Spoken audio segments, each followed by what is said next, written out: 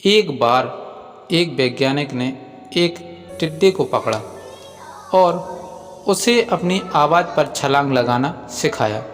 वैज्ञानिक टिड्डे से कहता, कूदो। टिड्डा उसकी आवाज़ सुनते ही जोर से छलांग लगा देता। अब वैज्ञानिक था तो प्रयोग करना तो बनता ही था। उन्होंने टिड्डे की छलांग पर प्रयोग किया। वैज्ञानिक ने उसकी एक टांग तोड़ दी और फिर बोला, कूदो। अब टिड्डे की छलांग की दूरी कम हो गई। वैज्ञानिक ने उसकी दूसरी टांग तोड़ दी और फिर बोला, कूदो। टिड्डे की छलांग और भी कम हो गई।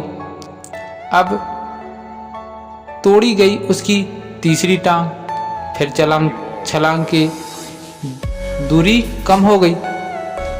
एक एक करके बेचारे टिड्डे की सारी टांगें तोड़ दी गईं। अब आखिर टांग टूटने पर जब उससे कहा गया कूदो तो वह हिल भी नहीं पाया। अब वैज्ञानिक ने अपना निष्कर्ष अपनी डायरी में लिखा। जानते हो क्या लिखा?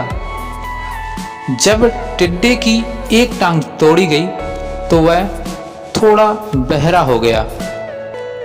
जब उसकी दूसरी टांग तोड़ी गई तो वह थोड़ा और बहरा हो गया।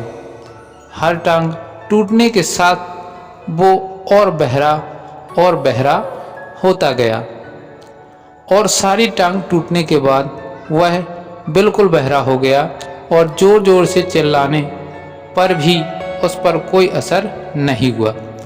वो तो अपनी जगह से हिल तक नहीं पा रहा था, छलांग लगाना तो दूर की बात थी।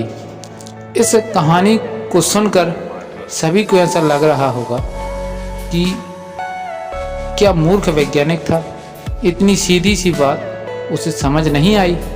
या कुछ लोग यह भी सोच रहे होंगे कि ये तो किसी बच्चे को भी पता है कि टिड्डे की छलांग उसके टांग टूटने की वजह से कम हो जा रही थी, ना कि बहरा हो गया था।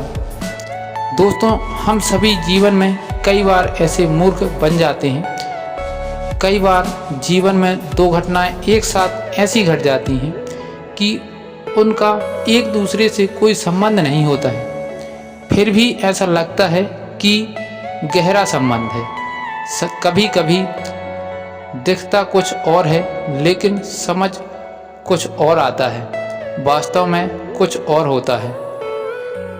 इसलिए अगर पछताना नहीं है तो जीवन में जल्दबाजी में कोई निर्णय ना लें। हमेशा सूझबूझ और समझदारी का इस्तेमाल करें, सावधानी बरतें, नतीजे सोच समझकर विचार करें। दोस्तों, यदि आपको ये वीडियो अच्छा लगा हो, ये कहानी अच्छी लगी हो तो चैनल को सब्सक्राइब कीजिए और बेल आइकन को दबा कर रखिए ऐसे ही इंटरेस्टिंग वीडियो पाने के लिए। मिलते हैं अगले वीडियो में।